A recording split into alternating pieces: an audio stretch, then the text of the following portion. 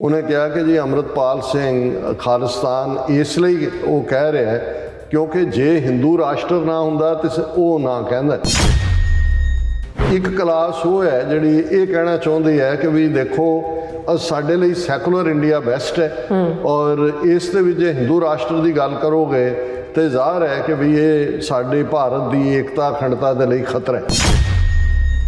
Negotiation for transfer of power ਉਹਦੇ 'ਚ ਸਾਡੀ ਲੀਡਰਸ਼ਿਪ ਨੇ ਕਿਸਮਤ ਇਹਨਾਂ ਦੇ ਨਾਲ ਜੋੜੀ ਕਿ ਕੋਈ ਐਸਾ ਸੰਵਿਧਾਨ ਨਹੀਂ ਬਣੇਗਾ ਜਿਹੜਾ ਸਿੱਖਾਂ ਨੂੰ ਮਨਜ਼ੂਰ ਨਾ ਹੋਏ।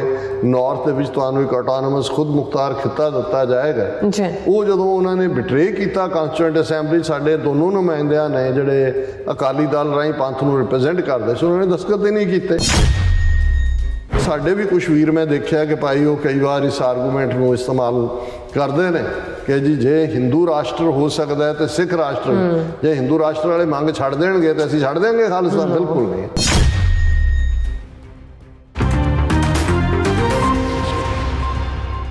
ਦਰਸ਼ਕੋ, ਬ੍ਰੇਕ ਤੋਂ ਬਾਅਦ ਤੁਹਾਡਾ ਸਭ ਦਾ ਭਰਪੂਰ ਸਵਾਗਤ ਹੈ। ਸੋ ਵੀਅਰਸ, ਗੱਲਬਾਤ ਕਰਨ ਜਾ ਰਹੇ ਹਾਂ ਕਿ ਰਾਜਸਥਾਨ ਦੇ ਮੁੱਖ ਮੰਤਰੀ ਅਸ਼ੋਕ ਗਹਿਲੋਤ ਨੇ ਕਿਹਾ ਹੈ ਕਿ ਸਿੱਖਾਂ ਵੱਲੋਂ ਖਾਲਸਾ ਦੀ ਮੰਗ ਇਸ ਲਈ ਕੀਤੀ ਜਾ ਰਹੀ ਹੈ ਕਿਉਂਕਿ RSS ਹਿੰਦੂ ਰਾਸ਼ਟਰ ਦੀ ਮੰਗ ਕਰ ਰਿਹਾ ਹੈ। ਓਪਰੀ ਨਜ਼ਰੇ ਇਹ ਦਲੀਲ ਠੀਕ ਲੱਗਦੀ ਹੈ, ਪਰ ਹਕੀਕਤ ਵਿੱਚ ਹਿੰਦੂ ਰਾਸ਼ਟਰ ਬਣੇ ਜਾਂ ਨਾ ਬਣੇ ਇਸ ਨਾਲ ਸਿੱਖਾਂ ਦੀ ਖਾਲਿਸਤਾਨ ਦੀ ਮੰਗ ਦਾ ਕੋਈ ਤਾਲੁਕ ਨਹੀਂ ਹੈ। ਸੋ ਸਿੱਖ ਇੱਕ ਅੱਡਰੀ ਕੌਮ ਹਨ ਅਤੇ 1849 ਤੱਕ ਉਹਨਾਂ ਕੋਲ ਸਿੱਖ ਰਾਜ ਸੀ। 1947 ਵਿੱਚ ਸਿੱਖ ਗੱਲਬਾਤ ਦੌਰਾਨ ਤੀਸਰੀ ਧਿਰ ਸਨ ਔਰ ਉਹਨਾਂ ਨਾਲ ਧੋਖਾ ਹੋਇਆ ਹੈ। ਸੋ ਜੂਨ 84 ਦੇ ਘੱਲੂਘਾਰੇ ਤੋਂ ਬਾਅਦ ਸਿੱਖਾਂ ਨੇ ਭਾਰਤ ਨਾਲੋਂ ਪੱਕੇ ਤੌਰ ਤੇ ਅੱਡ ਹੋਣ ਦਾ ਫੈਸਲਾ ਲੈਂਦਿਆਂ ਖਾਲਿਸਤਾਨ ਦਾ ਐਲਾਨਨਾਮਾ ਜਿਹੜਾ ਜਾਰੀ ਕੀਤਾ। ਸੋ ਇਸ ਬਾਰੇ ਆਪਾਂ ਗੱਲਬਾਤ ਕਰਨ ਜਾ ਰਹੇ ਹਾਂ। ਸੋ ਅਸੀਂ ਚਾਹਾਂਗੇ ਕਿ ਤੁਸੀਂ ਇਸੇ ਤਰ੍ਹਾਂ ਬਣੇ ਰਹਿਣਾ। ਦੇਖਣ ਸੁਣ ਲਈ ਲਿਖਣ ਲਈ ਤੁਹਾਡਾ ਸਭ ਦਾ ਬਹੁਤ ਬਹੁਤ ਧੰਨਵਾਦ ਜੀ। ਡਾਕਟਰ ਸਾਹਿਬ ਕੀ ਕਹਿਣਾ ਚਾਹੋਗੇ? ਦੇਖੋ, ਬਹੁਤ ਵਾਰ ਜਿਹੜੇ ਇੰਟੈਲੈਕਚੁਅਲ ਸੂਖਮਤਾ ਹੈ ਜਾਂ ਬੌਧਿਕਤਾ ਦੇ ਵਿੱਚ ਬਰੀਕੀ ਹੈ ਉਸ ਨੂੰ ਸਮਝਣ ਤੋਂ ਸਾਡੇ ਬਹੁਤੇ ਲੋਕ ਅਸਮਰਥ ਹੁੰਦੇ ਨੇ। ਬਹੁਤ ਵਾਰ ਸਾਡੇ ਇੰਟੈਲੈਕਚੁਅਲਸ ਵੀ ਉਸ ਲੈਵਲ 'ਤੇ ਨਹੀਂ ਨੇ ਜਿਵੇਂ ਕਿ ਹਿੰਦੂਤਵੀ ਥਾਟ ਵਾਲੇ ਜਿਹੜੇ ਨੇ ਉਹ ਜਿਸ ਅੰਦਾਜ਼ ਦੇ ਵਿੱਚ ਉਹ ਆਪਣਾ ਆਰਗੂਮੈਂਟ ਸੁੱਟਦੇ ਨੇ। ਹੁਣ ਇਸ ਵੇਲੇ ਜੇ ਅਸੀਂ ਬਹੁ ਗਿਣਤੀ ਦੀ ਗੱਲ ਕਰੀਏ ਮੈਜੋਰਿਟੀ ਲੋਕਾਂ ਦੀ ਉਸ ਖਿੱਤੇ ਦੇ ਵਿੱਚ ਮਾਈਨੋਰਟੀਜ਼ ਨੂੰ ਪਾਸੇ ਰੱਖ ਕੇ, ਸੋ ਇੱਕ ਤਾਂ ਵੱਡਾ ਤਬਕਾ ਜਿਹੜਾ ਹੈ ਉਹ ਸਿਰ ਤੋਂ ਪੈਰਾਂ ਤੱਕ ਮੋਦੀ ਅਮਿਤ ਸ਼ਾਹ ਨੇ ਹਿੰਦੂਤਵਾਦ ਦੇ ਰੰਗ ਦੇ ਵਿੱਚ RSS ਨੇ ਰਾਦਰ 100 ਸਾਲ 'ਤੇ ਰੰਗ ਦਿੱਤਾ ਹੈ। ਉਹਨਾਂ ਦੇ ਲਈ ਮੋਦੀ ਜਿਹੜਾ ਹੈ ਉਹ ਬਿਲਕੁਲ ਜਿਵੇਂ 60 ਮਿਲੀਅਨ ਜਰਮਨ ਜਿਹੜੇ ਨੇ ਉਹ ਹਿਟਲਰ ਨੂੰ ਹੀ ਆਪਣਾ ਮੁਕਤੀਦਾਤਾ ਸਮਝਦੇ ਸੀ।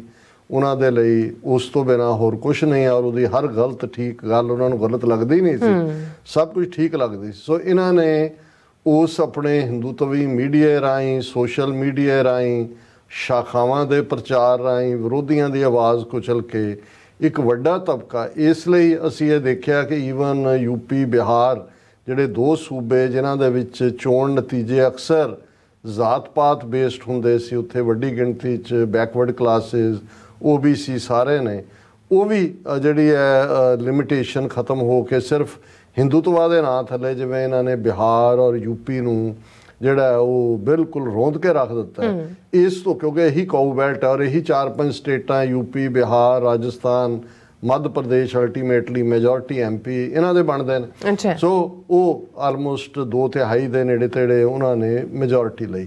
ਸੋ ਇੱਕ ਕਲਾਸ ਤਾਂ ਉਹ ਹੈ। ਉਹਨਾਂ ਦੇ ਵਿੱਚ ਤਾਂ ਜਿਹੜਾ ਮੁੱਖ ਧਾਰਾ ਹਿੰਦੂਤਵੀ ਮੀਡੀਆ ਇਸ ਗੱਲ ਨੂੰ ਫੈਲਾਉਣ 'ਤੇ ਲੱਗਾ ਹੋਇਆ ਕਿ ਵੀ ਸਿੱਖ ਦੇਸ਼ ਧਰੋਹੀ ਨੇ, ਇਹ ਤੋੜਨਾ ਚਾਹੁੰਦੇ ਨੇ ਦੇਸ਼ ਨੂੰ, ਇਹ ISI ਦੀ ਪਾਕਿਸਤਾਨ ਦੀ ਖੇਡ ਰਹੇ ਨੇ।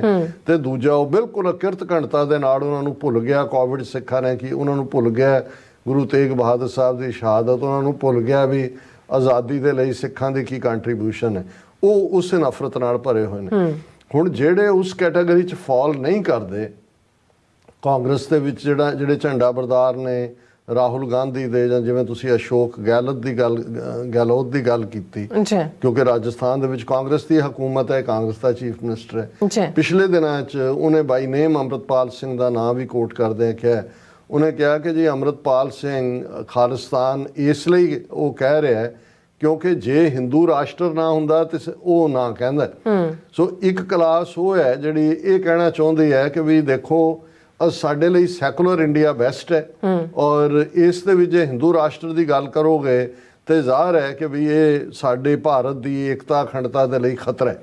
ਉਹ ਉਹਨੂੰ ਉਸ ਭਾਰਤ ਨੂੰ ਉਸ ਕਨਸਟੀਟਿਊਸ਼ਨ ਦੇ ਫਰੇਮਵਰਕ ਦੇ ਵਿੱਚ ਦੇਖਦੇ ਨੇ ਜਿਹੜਾ ਕਾਂਗਰਸ ਦਾ ਹੈ। ਜੀ ਹੁਣ ਤੀਸਰੀ ਕਲਾਸ ਜਿਹੜੀ ਕਿ ਇਸ ਸਾਰੇ ਨੂੰ ਪਹਿਲਾਂ ਇੱਕ ਦੂਜੇ ਨੂੰ ਭੰਡ ਕੇ, ਔਰ ਉਹਦੇ 'ਚ ਮੈਂ 2 ਦਿਨ ਪਹਿਲਾਂ ਇੱਕ ਟਾਕ ਕਿਹਦੀ ਸੁਣ ਰਿਹਾ ਸੀ, ਯੋਗੇਂਦਰ ਯਾਦਵ, ਬਹੁਤ ਸਾਰਿਆਂ ਨੂੰ ਪਤਾ ਹੋਏਗਾ ਫਾਰਮਰ ਮੂਵਮੈਂਟ ਦੇ ਵੇਲੇ, ਨਾ ਉਹ ਫਾਰਮਰ ਹੈ ਨਾ ਉਹਦੀ ਕੋਈ ਆਰਗੇਨਾਈਜੇਸ਼ਨ ਸੀ, ਪਰ ਇਹ ਜਿਹੜਾ 32-33 ਇਹਨਾਂ ਦੀਆਂ ਫਾਰਮਰ ਆਰਗੇਨਾਈਜੇਸ਼ਨ ਦਾ ਗਰੁੱਪ ਹੈ, ਹਰ ਥਾਂ ਯੋਗੇਂਦਰ ਯਾਦਵ ਨੂੰ ਜਾ ਕੇ ਬਿਠਾ ਦਿੰਦੇ ਸੀ।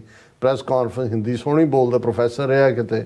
ਔਰ ਦੂਸਰਾ ਤੇ ਉਹਨੂੰ ਇੰਨੀ ਕੁ ਐਲਰਜੀ ਸੀ ਜਦੋਂ ਦੀਪ ਸਿੱਧੂ ਦੀ ਐਮਰਜੈਂਸ ਜਾਂ ਗੱਲ ਭਾਈ ਕੱਲੀ ਫਸਲਾਂ ਦੀ ਨਹੀਂ ਨਸਲਾਂ ਦੀ ਵੀ ਹੈ, ਤੇ ਉਹ ਇਹਨੂੰ ਦੇਸ਼ ਧਰੋਹ ਦੇ ਨਾਲ ਜੋੜ ਕੇ, ਔਰ ਅਲਟੀਮੇਟਲੀ ਹਾਲਾਂ ਫਾਰਮਰਸ ਐਸੋਸੀਏਸ਼ਨ ਆਰਗੇਨਾਈਜੇਸ਼ਨਸ ਨੂੰ ਵੀ ਰਿਅਲਾਈਜ਼ ਹੋਇਆ ਕਿ ਵੀ ਇਹ ਬੰਦਾ ਸੈੱਟ ਨਹੀਂ ਹੈ, ਇਹਦੇ ਕੋਲ ਪੱਲੇ ਵੀ ਕੁਝ ਨਹੀਂ ਹੈ, ਲੇਕਿਨ ਹਰ ਥਾਂ ਮੀਡੀਆ ਦੇ ਵਿੱਚ ਆਪਣੀ ਬਣਾ ਰਿਹਾ ਹੈ ਆਪਣੀ ਸਾਖ। ਹੁਣ ਉਹਦਾ ਹੀ ਮੈਂ ਇੱਕ ਟਾਕ ਸੁਣ ਰਿਹਾ ਸੀ ਪਿਛਲੇ ਦਿਨਾਂ 'ਚ, ਔਰ ਉਹ ਪਹਿਲਾਂ 3 ਤੋਂ ਸ਼ੁਰੂ ਕਰਦਾ।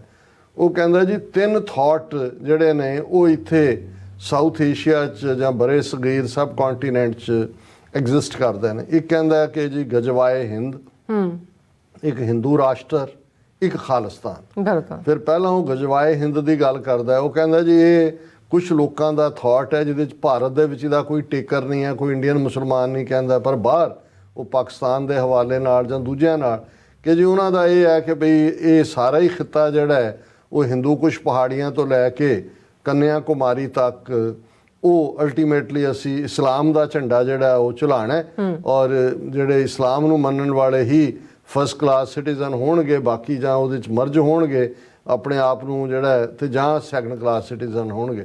ਉਹ ਉਹਨੇ ਡਿਸਕਸ ਕਰਕੇ ਕਿਹਾ ਜੀ ਵੀ ਕਿ ਉਹ ਉਹਨਾਂ ਦਾ ਡ੍ਰੀਮ ਹੀ ਹੈ, ਲੇਕਿਨ ਭਾਰਤ ਦੇ ਵਿੱਚ ਉਹਦਾ ਕੋਈ ਟੇਕਰ ਨਹੀਂ ਹੈ। ਫਿਰ ਉਹਨੇ ਖਾਲਿਸਤਾਨ ਦੀ ਗੱਲ ਕੀਤੀ।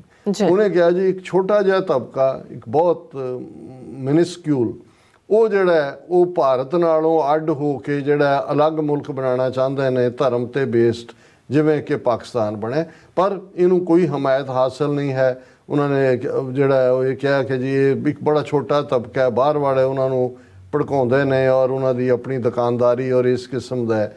ਫਿਰ ਉਹਨੇ ਤੀਸਰਾ ਹਿੰਦੂ ਰਾਸ਼ਟਰ ਦੀ ਗੱਲ ਕੀਤੀ ਕਿ ਜੀ ਤੀਸਰਾ ਹਿੰਦੂ ਰਾਸ਼ਟਰ ਵਾਲੇ, ਕਿਉਂਕਿ ਆਲਰੇਡੀ ਉਹ ਇਸ ਦੇਸ਼ ਦੇ ਸੰਵਿਧਾਨ ਨੂੰ ਪਾਸੇ ਕਰਕੇ ਹਿੰਦੂ ਥਾਟ ਦੇ ਉੱਤੇ ਬੇਸਡ ਹਿੰਦੂ ਰਾਸ਼ਟਰ ਬਣਾਉਣਾ ਚਾਹੁੰਦੇ ਨੇ। ਹੁਣ ਉਹਦੇ 'ਚ ਵੀ ਅਲਟੀਮੇਟਲੀ ਲਾਇਲਟੀ ਉਹ ਜੋਗਿੰਦਰ ਯਾਦਵ ਹੋਏ, ਅਸ਼ੋਕ ਗਹਿਲੋਤ ਹੋਏ, ਉਹ ਭਾਰਤੀ ਸੰਵਿਧਾਨ ਦੇ ਨਾਲ ਹੈ। ਉਹ ਬੇਸ਼ੱਕ ਇੱਕ ਨਜ਼ਰੇ ਦੇਖਿਆ ਸਾਨੂੰ ਲੱਗਦਾ ਵੀ ਘੱਟੋ ਘੱਟ RSS ਜਾਂ ਹਿੰਦੂ ਰਾਸ਼ਟਰ ਦਾ ਤਾਂ ਵਿਰੋਧ ਕਰਦੇ ਨੇ, ਪਰ ਅਸੀਂ ਜੋ ਸਾਡੇ ਨਾਲ ਹੋਇਆ ਜੂਨ 1947 ਤੋਂ ਲੈ ਕੇ ਅਗਸਤ 1947 ਤੋਂ ਲੈ ਕੇ ਜੂਨ 84 ਤੱਕ 37 ਸਾਲ, ਔਰ ਉਸ ਤੋਂ ਬਾਅਦ ਤਾਂ 39 ਸਾਲ ਪਹਿਲਾਂ ਤਾਂ ਕਹਾਣੀ ਬਦਲ ਗਈ, ਕਿਉਂਕਿ ਹੁਣ ਤਾਂ ਅਸੀਂ ਖਾਲਿਸਤਾਨ ਲਈ ਸਟਰਗਲ ਕਰ ਰਹੇ ਹਾਂ, ਕੋਈ ਇਫ ਐਂਡ ਬਟ ਹੈ ਨਹੀਂ। ਹੁਣ ਉਹਨਾਂ 37 ਸਾਲਾਂ 'ਚ ਉਹੀ ਸੰਵਿਧਾਨ ਸੀ ਡਾਕਟਰ BR ਅੰਬੇਦਕਰ ਦਾ, ਜਿਹਨੂੰ ਲਿਖਿਆ ਕਹਿੰਦੇ ਨੇ, ਉਹੀ ਸਿਸਟਮ ਸੀ ਜਿਹਦੇ ਥੱਲੇ ਸਾਨੂੰ ਕ੍ਰਿਮੀਨਲ ਟ੍ਰਾਈਬਲ ਆਨਿਆ ਗਿਆ ਸੀ। ਔਰ ਪਿਛਲੇ ਦਿਨਾਂ 'ਚ ਸਾਡੇ ਇੱਕ ਵਿਊਅਰ ਨੇ ਪੁੱਛਿਆ ਸੀ ਕਿ ਜੀ ਇਹ ਤੁਸੀਂ ਰਿਪੀਟ ਤਾਂ ਕਰ ਦਿਓ ਕਿ ਉਹਨਾਂ ਨੇ ਐਲਾਨਿਆ, ਪਰ ਇਹਦਾ ਮਤਲਬ ਕੀ ਹੈ ਜਦੋਂ ਜ਼ਰਾਇਮ ਪੇਸ਼ਾ ਕਬੀਲਾ ਜੇ ਐਲਾਨ ਦੇ ਵੀ ਦਿੱਤਾ ਕੀ ਹੈ। ਇਹ ਸ਼ਾਇਦ ਬਹੁਤਿਆਂ ਨੂੰ ਨਹੀਂ ਪਤਾ ਕਿ ਜਿਨ੍ਹਾਂ ਨੂੰ, ਜਿਵੇਂ ਪੰਜਾਬ ਦੇ ਵਿੱਚ ਉਸ ਵੇਲੇ 2 ਕਬੀਲੇ ਜਿਹੜੇ ਸੀ, ਸਾਂਸੀ ਔਰ ਬਾਵਰੀਏ, ਇਹਨਾਂ ਨੂੰ ਜ਼ਰਾਇਮ ਪੇਸ਼ਾ ਐਲਾਨਿਆ ਹੋਇਆ ਸੀ, ਹੁਣ ਵੀ ਹੋਣਗੇ ਪਤਾ ਨਹੀਂ।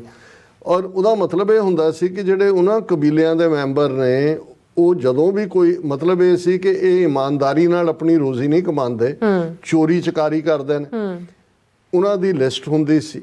ਤੇ ਜੇ ਉਹਨਾਂ ਨੇ ਆਪਣੇ ਪਿੰਡ ਤੋਂ ਬਾਹਰ ਜਾਣਾ ਜਾਂ ਦੂਜਾ, ਉਹ ਆਪਣੇ ਥਾਣੇ ਦੇ ਵਿੱਚ ਆਪਣੇ ਪਹਿਲਾਂ ਨੰਬਰਦਾਰ ਨੂੰ ਦੱਸਦੇ ਸੀ ਪਿੰਡ 'ਚ, ਫਿਰ ਜੋ ਕਿ ਕੁਝ ਪਿੰਡਾਂ ਦਾ ਇੱਕ ਥਾਣਾ ਜਿਹੜਾ ਲੱਗਦਾ ਉਹਦੇ 'ਚੋਂ ਜਾ ਕੇ ਰਿਪੋਰਟ ਕਰਕੇ ਜਾਂਦੇ ਸੀ ਕਿ ਵੀ ਮੈਂ ਫਲਾਣੀ ਥਾਂ ਤੇ ਜਾ ਰਿਹਾ ਇੰਨੇ ਦਿਨਾਂ ਲਈ।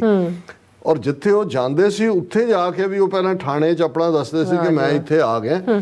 ਸੋ ਇਹ ਸੀ ਕਿ ਵੀ ਜਿਹਦੇ ਥੱਲੇ ਕੋਈ ਚੋਰੀ ਚਕਾਰੀ, ਔਰ ਜਿਵੇਂ ਅਸੀਂ ਵਣਜਾਰੇ ਜਾਂ ਸਿਖਲੀਗਰ ਸਿੱਖਾਂ ਦੀ ਗੱਲ ਕਰਦੇ ਹਾਂ, ਉਹ ਸਾਰੀਆਂ ਮਹਾਰਾਸ਼ਟਰ, ਕਰਨਾਟਕਾ, ਮੱਧ ਪ੍ਰਦੇਸ਼, ਤੇਲੰਗਾਨਾ, ਉਹਨਾਂ ਸਟੇਟਾਂ 'ਚ ਉਹਨਾਂ ਨੂੰ ਜ਼ਰਾਇਮ ਪੇਸ਼ਾ ਕਬੀਲਾ ਐਲਾਨਿਆ ਹੋਇਆ। ਇਹੀ ਹੈ, ਕੋਈ ਵਾਕਿਆ ਹੋ ਗਿਆ ਉਹਨਾਂ ਨੇ ਸਾਰੇ ਬੰਨ੍ਹ ਕੇ ਲੈ ਆਉਣੇ ਨੇ, ਕੁੱਟਣੇ ਸ਼ੁਰੂ ਕਰ ਦੇਣੇ ਨੇ। ਜਿਵੇਂ ਪੁਲਿਸ ਥਾਣਿਆਂ ਦੇ ਵਿੱਚ 10 ਨੰਬਰੀਆਂ ਦੀ ਲਿਸਟ ਹੁੰਦੀ, ਸੋ ਰਜਿਸਟਰ ਨੰਬਰ 10 ਹੈ ਜਿਹਦੇ 'ਚ ਬਦਮਾਸ਼ਾਂ ਦੀ ਹੈ। ਇਸੇ ਤਰ੍ਹਾਂ ਇਹ ਹੈ। ਸੋ ਜਦੋਂ ਉਹਨਾਂ ਨੇ ਸਿੱਖਾਂ ਨੂੰ ਜ਼ਰਾਇਮ ਪੇਸ਼ਾ ਕਬੀਲਾ ਐਲਾਨਿਆ ਸੀ, ਸੋ ਇੱਕ ਲੈਵਲ ਨਹੀਂ ਸੀ, ਉਸ ਦਾ ਮਤਲਬ ਸੀ ਕਿ ਇਹਨਾਂ ਦਾ ਕੋਈ ਕਿੱਤਾ ਨਹੀਂ ਹੈ, ਇਹ ਚੋਰੀ ਚਕਾਰੀ ਕਰਕੇ ਬੇਈਮਾਨੀ ਨਾਲ ਖਾਣ ਵਾਲੇ ਨੇ, ਔਰ ਉਹਨਾਂ ਨੂੰ ਹਰ ਉਹ ਮੂਵ ਹੀ ਨਹੀਂ ਸੀ ਕਰ ਸਕਦੇ ਜਿਵੇਂ ਹਾਲ ਜ਼ਰਾਇਮ ਪੇਸ਼ਾ ਕਬੀਲਿਆਂ ਦਾ। ਸੋ ਸਾਡਾ ਤਾਂ ਸਫ਼ਰ ਹੀ ਉੱਥੋਂ ਸ਼ੁਰੂ ਹੋਇਆ। ਸੋ ਜ਼ਾਹਰ ਹੈ ਕਿ ਵੀ ਈਵਨ ਕਨਸਟੀਟਿਊਸ਼ਨ ਤੇ ਅਸੀਂ ਦਸਤਖਤ ਨਹੀਂ ਕੀਤੇ ਸਾਡੇ ਨੁਮਾਇੰਦਿਆਂ ਨੇ, ਇਸ ਲਈ ਤੁਸੀਂ ਹਿੰਦੂ ਰਾਸ਼ਟਰ ਬਣਾਓ, ਤੁਸੀਂ ਭਾਰਤ ਮਾਤਾ ਨੂੰ ਕਿਸੇ ਹੋਰ ਸਾੜੀ ਦੇ ਵਿੱਚ ਜਿਹੜਾ ਪਹਿਨਾ ਕੇ ਸਾੜੀ ਉਹਦੇ 'ਚ ਰਹੋ, ਸਾਡਾ ਉਹਦੇ ਨਾਲ ਕੋਈ ਨਹੀਂ ਹੈ। ਕਿਉਂਕਿ ਸਿੱਖਾਂ ਦਾ ਜਿਹੜਾ ਇੰਡੀਪੈਂਡੈਂਟ ਨੇਸ਼ਨ ਦਾ ਕਾਨਸੈਪਟ ਜਦੋਂ ਅਸੀਂ ਤੀਸਰੀ ਧਿਰ ਸੀ, ਜਿਵੇਂ ਤੁਸੀਂ ਕਿਹਾ ਜੀ negotiation for transfer of power, ਉਹਦੇ 'ਚ ਸਾਡੀ ਲੀਡਰਸ਼ਿਪ ਨੇ ਕਿਸਮਤ ਇਹਨਾਂ ਦੇ ਨਾਲ ਜੋੜੀ ਕਿ ਕੋਈ ਐਸਾ ਸੰਵਿਧਾਨ ਨਹੀਂ ਬਣੇਗਾ ਜਿਹੜਾ ਸਿੱਖਾਂ ਨੂੰ ਮਨਜ਼ੂਰ ਨਾ ਹੋਏ। ਨਾਰਥ ਦੇ ਵਿੱਚ ਤੁਹਾਨੂੰ ਇੱਕ ਆਟੋਨੋਮਸ ਖੁਦ ਮੁਖਤਾਰ ਖਿੱਤਾ ਦਿੱਤਾ ਜਾਏਗਾ। ਉਹ ਜਦੋਂ ਉਹਨਾਂ ਨੇ ਬਿਟਰੇ ਕੀਤਾ ਕਾਂਸਟੀਟਿਊਐਂਟ ਅਸੈਂਬਲੀ, ਸਾਡੇ ਦੋਨੋਂ ਨੁਮਾਇੰਦਿਆਂ ਨੇ ਜਿਹੜੇ ਅਕਾਲੀ ਦਲ ਰਾਹੀਂ ਪੰਥ ਨੂੰ ਰਿਪਰੈਜ਼ੈਂਟ ਕਰਦੇ ਸੀ, ਉਹਨਾਂ ਨੇ ਦਸਤਖਤ ਹੀ ਨਹੀਂ ਕੀਤੇ। ਸੋ ਸਾਡਾ ਤਾਂ ਸਟਰਗਲ ਦਾ ਕੋਈ ਤਾਲੁਕ ਨਹੀਂ ਹੈ ਕਿ ਹਿੰਦੂ ਰਾਸ਼ਟਰ ਕਹਿਣ ਨਾ। ਇਹੀ ਗੱਲ ਭਾਈ ਅੰਮ੍ਰਿਤਪਾਲ ਸਿੰਘ ਉਹਨਾਂ ਦੀ ਦਲੀਲ ਹੁੰਦੀ ਸੀ ਕਿ ਸਾਨੂੰ ਕੋਈ ਇਤਰਾਜ਼ ਨਹੀਂ, ਤੁਸੀਂ ਹਿੰਦੂ ਰਾਸ਼ਟਰ ਬਣਾਉਣਾ ਚਾਹੁੰਦੇ ਹੋ ਜੀ ਸਦਕੇ ਬਣਾਓ, ਦਰਾਵੜ ਬਣਾਉਣਾ ਚਾਹੁੰਦੇ ਨੇ ਦਰਾਵੜ ਉਹਨਾਂ ਨੂੰ। ਸਾਡਾ ਇਹ ਹੈ ਵੀ ਅਸੀਂ ਆਪਣਾ ਜਿਹੜੇ ਸਿੱਖ ਹੈ, ਅਸੀਂ ਆਪਣਾ ਅਲੱਗ ਮੁਲਕ ਖਾਲਿਸਤਾਨ ਚਾਹੁੰਦੇ, ਔਰ ਉਸ ਦੇ ਲਈ ਅਸੀਂ ਸਟਰਗਲ ਕਰਾਂਗੇ ਬਾਈ ਆਲ ਮੀਨਸ ਪੋਸੀਬਲ। ਜਿਵੇਂ ਅਸੀਂ ਕੱਲ ਵੀ ਗੱਲ ਕੀਤੀ ਸੀ ਕਿ ਭਾਈ ਇਹ ਤਾਂ UN ਦਾ ਚਾਰਟਰ ਵੀ ਸਾਨੂੰ ਹੱਕ ਦਿੰਦਾ ਹੈ, ਰਾਈਟ ਆਫ ਸੈਲਫ ਡਿਟਰਮੀਨੇਸ਼ਨ। ਸੋ ਸਾਡਾ ਜਿਹੜਾ ਕੇਸ ਹੈ ਉਹ ਬਿਲਕੁਲ ਵੱਖਰਾ ਹੈ ਕਸ਼ਮੀਰੀਆਂ ਦਾ, ਸਾਡੇ ਤੋਂ ਵੀ ਰਾਦਰ ਵੱਖਰਾ, ਕਿਉਂਕਿ ਉਹਨਾਂ ਨੂੰ ਤਾਂ ਆਲਰੇਡੀ UN ਸਿਕਿਉਰਿਟੀ ਕਾਉਂਸਲ 'ਚ ਨਹਿਰੂ ਲੈ ਕੇ ਗਿਆ, ਔਰ ਉਹਨਾਂ ਨੂੰ ਜਿਹੜਾ ਉਹ ਡਿਸਪਿਊਟਡ ਟੈਰੀਟਰੀ ਮੰਨਿਆ ਹੋਇਆ। 1819 ਰੈਜ਼ੋਲੂਸ਼ਨ ਪਲੇਬਿਸਾਈਡ ਦੇ ਕੀਤੇ ਉੱਤੇ ਪਾਸ ਕੀਤੇ ਹੋਏ ਨੇ। ਸੋ ਇਹ ਸਾਡੇ ਵੀ ਕੁਛ ਵੀਰ ਮੈਂ ਦੇਖਿਆ ਕਿ ਭਾਈ ਉਹ ਕਈ ਵਾਰ ਇਸ ਆਰਗੂਮੈਂਟ ਨੂੰ ਇਸਤੇਮਾਲ ਕਰਦੇ ਨੇ ਕਿ ਜੀ ਜੇ ਹਿੰਦੂ ਰਾਸ਼ਟਰ ਹੋ ਸਕਦਾ ਹੈ ਤੇ ਸਿੱਖ ਰਾਸ਼ਟਰ, ਜੇ ਹਿੰਦੂ ਰਾਸ਼ਟਰ ਵਾਲੇ ਮੰਗ ਛੱਡ ਦੇਣਗੇ ਤਾਂ ਅਸੀਂ ਛੱਡ ਦੇਵਾਂਗੇ ਖਾਲਸਾ। ਬਿਲਕੁਲ ਨਹੀਂ ਹੈ। ਸੋ ਇਹ ਗੱਲ ਬਿਲਕੁਲ ਜਿਹੜੀ ਸਾਡਾ ਆਰਗੂਮੈਂਟ ਹੈ ਉਹ ਬਿਲਕੁਲ ਸੋਲਿਡ ਗਰਾਊਂਡ ਦੇ ਉੱਤੇ ਖਲੋਤਾ ਹੋਣਾ ਚਾਹੀਦਾ ਹੈ, ਨਾ ਕਿ ਕਈ ਵਾਰੀ ਇੱਕ ਚਲੰਤ ਡਾਇਲੌਗ ਹੁੰਦਾ ਹੈ। ਆਮ ਨੂੰ ਵੀ ਸਮਝ ਆਉਂਦੀ ਕਿ ਹਾਂ ਜੇ ਹਿੰਦੂ ਰਾਸ਼ਟਰ ਹੋ ਸਕਦਾ ਹੈ ਤੇ ਫਿਰ ਸਿੱਖ ਰਾਸ਼ਟਰ ਕਿਉਂ ਨਹੀਂ ਹੋ ਸਕਦਾ। ਹਿੰਦੂ ਰਾਸ਼ਟਰ ਹੋਏ ਜਾਂ ਨਾ ਹੋਏ, ਉਹ ਇੰਡੀਆ ਰਹੇ, ਉਹ ਕੋਈ ਹੋਰ ਬਣ ਜਾਏ, ਉਸ ਦਾ ਕੋਈ ਹੋਰ ਨਾਂ ਰੱਖ ਲੈਣ, ਇਹਦੇ ਨਾਲ ਸਾਡਾ ਕੋਈ ਨਹੀਂ ਹੈ। ਅਸੀਂ ਦਰਿਆਏ ਜਮਨਾ ਤੋਂ ਵਾਘਾ ਤੱਕ independent sovereign nation Khalistan liberate ਕਰਵਾਉਣਾ, ਇਹ ਸਾਡਾ ਜਿਹੜਾ ਹੈ ਅਲਟੀਮੇਟਲੀ ਗੋਲ ਹੈ, ਔਰ ਇਸ ਦੇ ਲਈ ਸਾਡੀ ਸਟਰਗਲ ਜਾਰੀ ਰਹੇ। ਜੀ ਡਾਕਟਰ ਸਾਹਿਬ ਤੁਹਾਡਾ ਬਹੁਤ ਬਹੁਤ ਸ਼ੁਕਰੀਆ। ਸੋ ਲੈਣੇ ਬ੍ਰੇਕ, ਵਿਊਅਰਸ ਤੁਸੀਂ ਕਿਤੇ ਨਹੀਂ ਜਾਣਾ, ਮਿਲਦੇ ਹਾਂ ਆਫਟਰ ਦਿਸ ਸ਼ਾਰਟ ਬ੍ਰੇਕ।